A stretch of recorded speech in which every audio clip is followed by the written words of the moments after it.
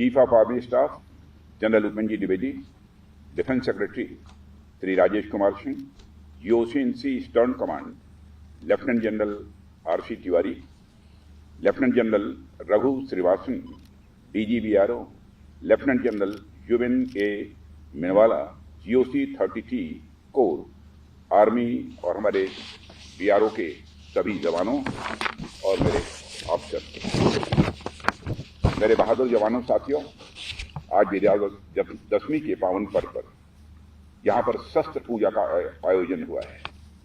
इसे मैं अपना सौभाग्य मानता हूँ कि शस्त्र पूजा के अवसर पर यहाँ आप सबके बीच उपस्थित होने का मुझे अवसर प्राप्त हुआ है। इस पूजा में हमारी सेना के बहादुर जवानों के बीच उपस्थित होने पर मुझे बेहद खुशी और गर्व की अनुभूति हो रही है। मैं आप सभी को विजयादशमी के इस पावन पर्व की हार्दिक बधाई देता हूं और आपके परिवारजनों को भी मैं अपनी हार्दिक शुभकामनाएं देता हूं। साथियों, भारत संभवतः इकलौता देश है जहां शास्त्रों और शस्त्रों की एक साथ पूजा होती है, यानी शास्त्र और शस्त्र को समान आदर के भाव से भारत में देखा जाता है। आम तौर पर तो देखने में किसी को यह लग सकता है कि लोहे लकड़ी की बनी चीजों की पूजा अर्चना का क्या औचित्य है, निर्जीव वस्तुओं को इतना सम्मान देने का क्या औचित्य है, पर वास्तव में यह हमारी उस विशाल और महान सांस्कृतिक परंपरा का प्रतीक है जिसमें हम किसी भी वस्तु का उपयोग करने के पहले और बाद में उसके प्रति कृतज्ञता ज्ञापित करते हैं। साथियों, केवल अस्त्र शस्त्र ही नहीं बल्कि प्रत्येक वह वस्तु जो हमारे जीवन को सुगम बनाती है, हमारी परंपरा में उसकी पूजा अर्चना की जाती है।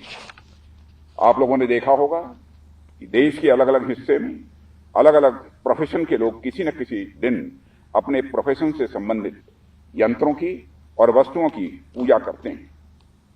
दीपावली और बसंत पंचमी को विद्यार्थी कलम, दावात और अपने पुस्तकों की पूजा करते हैं।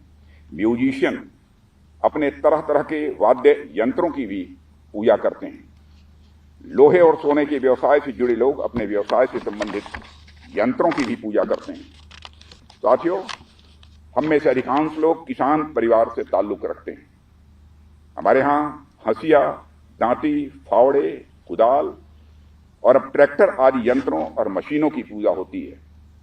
आप में से जो लोग महाराष्ट्र गए होंगे उन्होंने देखा होगा कि सितंबर माह में वहां के किसान पोला नामक उत्सव मनाते हैं, जो उनके बैलों के सम्मान में यह आयोजित किया जाता है।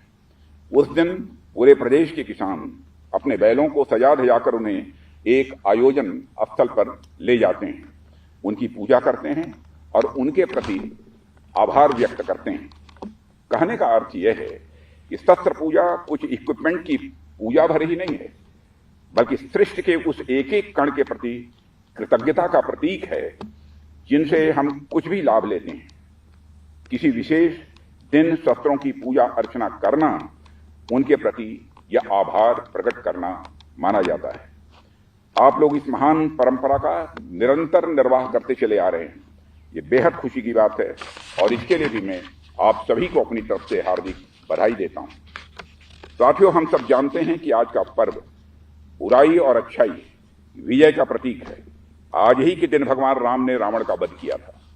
भगवान राम ने बुराई के प्रतीक रावण पर जब विजय हासिल की थी तो वह विजय राम ने सिर्फ अपने लिए हासिल नहीं की थी, राम ने वह लड़ाई पूरी मानवता के लिए लड़ी थी। वह विजय सिर्फ भगवान राम की विजय नहीं थी बल्कि वह मानवता की विजय थी। मैं यहां मानवता की विजय की बात इसलिए कह रहा हूं क्योंकि रावण बहुत बड़ा विद्वान, धनवान और होने के बावजूद सामाजिक बुराइयों का वह प्रतीक था, वह अधर्म का प्रतीक था, वह असत्य का प्रतीक था और भगवान राम उस बुराई, उस अधर्म और उस असत्य के विरुद्ध लड़ रहे थे। भगवान राम की रावण से कोई व्यक्तिगत दुश्मनी नहीं थी। भगवान राम ने किसी घृणा में आकर रावण से युद्ध नहीं किया, बल्कि उन्होंने रावण से युद्ध इसलिए किया क्योंकि रावण मानवीय मूल्यों के सर्वथा विरुद्ध था। भगवान राम की वही प्रेरणा मैं हमारे सैनिकों के भीतर देखता हूं। हमने आज तक किसी भी देश पर आक्रमण नहीं किया है, क्योंकि हमारे मन में किसी भी देश के लिए कभी भी कोई बैर का भाव नहीं रहा है। हमने तो किसी भी देश के साथ केवल तब युद्ध किया है जब उसने हमारी अखंडता और संप्रभुता का अपमान किया है, जब उसने धर्म, सत्य और मानवीय मूल्यों के खिलाफ जंग छेड़ी है। हमने किसी भी देश के विरुद्ध नफरत या घृणा से प्रेरित होकर कभी युद्ध नहीं किया है। ये हम भारतवासियों के संस्कार हैं साथियों, जो हमें विरासत में मिले हैं। हम इस अनमोल विरासत को आगे भी बरकरार रखेंगे। यह संकल्प भी विजयादशमी के पावन पर्व पर हम सबको लेने की आवश्यकता है। पर कहीं अगर हमें हमारे हितों पर आंच दिखी तो मैं यहाँ यह भी स्पष्ट कर देना चाहता हूँ कि हम कोई भी बड़ा कदम उठाने से पीछे नहीं हटेंगे। साथियों, मैं इस बात का देशवासियों को विश्वास दिलाता हूँ। साथियों, किसी भी वस्तु की पूजा करने का यह स्पष्ट संकेत होता है कि जरूरत पड़ने पर उसका पूरी ताकत के साथ प्रयोग किया जाएगा। यह आयोजन आप लोगों की सतर्कता और नेशनल सिक्योरिटी के प्रति जवाबदेही को यह सूचित करता है। वैसे तो हम देख रहे हैं कि हमारी सीमाओं पर सेनाओं की मुस्तैदी के चलते कहीं किसी प्रकार की कोई घटना की संभावना दिखाई नहीं देती है। बावजूद इसके वर्तमान में जैसी परिस्थितियां चल रही हैं, पड़ोसियों की किसी हरकत की संभावना से किसी भी सूरत में इनकार भी नहीं किया जा सकता है। रक्षा मंत्रालय का उत्तरदायित्व संभालने के बाद से ही मैंने हमेशा इस बात पर बल दिया है कि ग्लोबल सिनेरियो चाहे कुछ भी हो, पर हमें अपनी तैयारियों में कहीं कोई कमी किसी भी सूरत में नहीं रखनी है। किसी भी परिस्थिति के लिए हमेशा और हर विकल्प के साथ प्रोएक्टिवली हम सबको तैयार रहना है। हम सब अपनी राष्ट्रीय सुरक्षा में पूरी तरह मुस्तैद रहें। साथियों, यह समय की मांग है। आज जब हम सभी शस्त्र पूजा में एकत्रित हुए हैं, हम अपने इस संकल्प को दोहराएं कि हम भारत की आन, बान और शान को अपने मन, वचन और कर्म से लगातार और ऊंचा करने के लिए सतत प्रयास करते रहेंगे। हम अपने तिरंगे झंडे की शान को और ऊंचा करने के लिए सदैव प्रयासरत रहेंगे।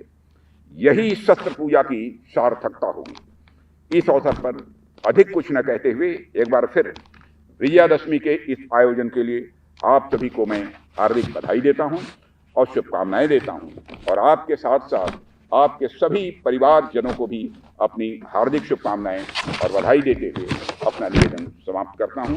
आप सबको बहुत बहुत धन्यवाद।